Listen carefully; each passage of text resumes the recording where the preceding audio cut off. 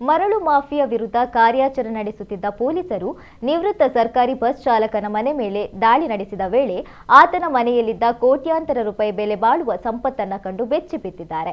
ನಿವೃತ್ತ ಸರ್ಕಾರಿ ಬಸ್ ಚಾಲಕನ ಮನೆ ಮೇಲೆ ದಾಳಿ ನಡೆಸಿದ ಬಂಗಾಳ ಪೊಲೀಸರು ಕನಿಷ್ಠ 28.5 ಕೋಟಿ ನಗದು 15 ಚಿನ್ನ ಜಪ್ತಿ ಮಾಡಿದ್ದಾರೆ.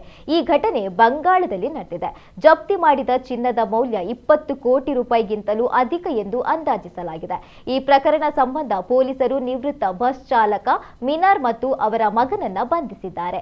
ಸರ್ಕಾರಿ ಬಸ್ ಚಾಲಕನ ವೃತ್ತಿಯಿಂದ ನಿವೃತ್ತಿ ಆದ ಬಳಿಕ ಕಲ್ಲು ವ್ಯಾಪಾರದಲ್ಲಿ ವಹಿವಾಟುಗಳಲ್ಲಿ ಬಲವಾದ ಹಿಡಿತ ಹೊಂದಿದ್ರು ಎಂದು ಹೇಳಲಾಗ್ತಾ ಇದೆ.